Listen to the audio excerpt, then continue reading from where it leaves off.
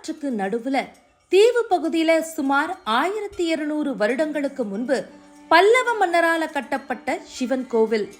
பரமேஸ்வரமங்கலம்ன்ற ஊரான இங்க தவம் செய்ய வந்து தங்கிய சிவனை முட்டி போட்டு தொழுத அம்மனின் முட்டித்தடங்கள் இன்னும் இங்க இருக்கு. வாங்க கோயிலுக்கு போகலாம். உங்களோடு நான் ஆர்ஜே சௌமியா. அருள்மிகு கைலாசநாதர் சமேத கனகாம்பிகை தாயார் கோவில்.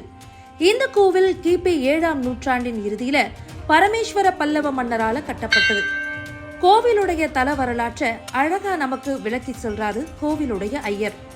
ஹரஹர நம பார்வதி பதையே ஹரஹர மகாதேவா. தென்னாடுடைய சிவனே போற்றி, எந்நாட்டவர்க்கும் இறைவா போற்றி. ஸ்ரீ கனகாம்பிகை உடனாய கைலாசநாதர் ஆலயமானது செங்கல்பட்டு மாவட்டம் பரமேஸ்வரமங்கலம் கிராமத்திலே உள்ள பாலாற்றங்கரையிலே வீற்றிருக்கிறார். நமது ஆலயமானது சுமார் 1200 வருஷம் பழமையான கோவில். இதற்கான சான்றானது வெளியே ஒரு கல்வெட்டில் உள்ளது. பரமேஸ்வர பல்லவனுடைய பேரன் நிர்பந்தவர்மன் காலத்தில் தேவசேன என்ற ஒரு அம்மையார் தன்னுடைய நிலத்தை இந்த கோவிலிலே உள்ள பிள்ளையார் பூஜைக்காக எழுதி வைக்கப்பட்டுள்ளதாக அந்த கல்வெட்டு கூறுகிறது.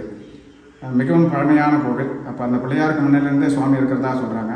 இந்த சுவாமியோட ஸ்தல வரலாறுன்னு பார்த்தோம்னா, சுவாமி தியானம் பண்ணுறதுக்காக இந்த இடத்த தேர்ந்தெடுத்ததாகவும், அந்த மாதிரி தேர்ந்தெடுத்து தியானம் பண்ணிட்டு இருக்கும்போது ரொம்ப வெயில் வச்சதாகவும், அதை பார்த்து மேய்ஞ்சிட்டு இருக்க பசுவானது தன்னோட பாலை மழையாக பொழிஞ்சதாகவும், அப்போ ஒரு நாகம் கொலை பிடிச்சதாகவும் ஐதீகமாக சொல்லுவாங்க. இந்த வரலாற்று சிற்பமானது சுவாமிக்கு வலது பக்கம் புறத்திலே இருக்கிறது. கல் சிற்பமாகவே அமைக்கப்பட்டுள்ளது. சுவாமி ரொம்பவும் சாநித்தியமான சுவாமி. பிற்காலத்தில் சுவாமி மட்டும் இருக்கக்கூடாது, நம்மளால் பிரதிஷ்டை பண்ணியிருக்காங்க. சுவாமிக்கு எந்த ஒரு இது கேட்டாலும், வரங்கள் கேட்டாலும் கொடுத்தருள்வார். ரொம்ப சாநித்தியமான சுவாமி, எந்த குறையும் இல்லாமல் மக்களை நல்லபடியாக வச்சுருக்கார். அதே மாதிரி பரமேஸ்வரன் இருக்கும் இடம் சுடுகாடுன்னு எல்லாரும் ஒரு இதுவாக சொல்லுவாங்க. அதுக்கான சான்றிதழ்னு பார்த்தோம்னா இங்கே தான் கரெக்டாக தரும். ரியல் கைலாசனை தான் இவரை தான் சொல்லலாம். ஏன்னா கோயிலை சுற்றி இருக்கிறது பூரா இடுக்காடு தான். அதுக்காக பயப்படணும்னு அவசியம் இல்லை. ரொம்ப சாநித்தியமாக இருக்கார். அவரோட இடத்துல அவர் இருந்து ஆட்சி பிடிச்சிருக்கார். மக்களை நல்லபடியாக வச்சுருக்கார். சிவாயம். கோவில் பின்புறம் வந்தீங்கன்னா நீங்க ஒரு அதிசயத்தை பார்க்க முடியும். பாலாற்றின் நடுவே இருக்க இந்த சிறிய குன்றின் மீது சிவன் தன்னை மறைத்து கொண்டதாகவும், பார்வதி சிவனை தேடி இங்க வந்து மண்டியிட்டு சிவனை வழிபட்டதாகவும் சொல்லப்படுது.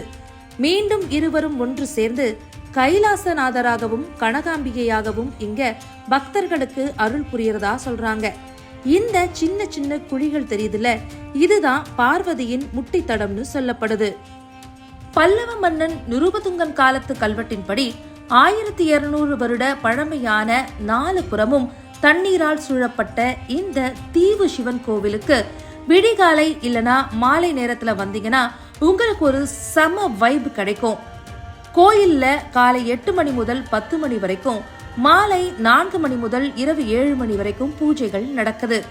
சனி ஞாயிற்றுக்கிழமை மட்டும் காலை 11:30 மணி வரை கோவில் திறந்திருக்கு.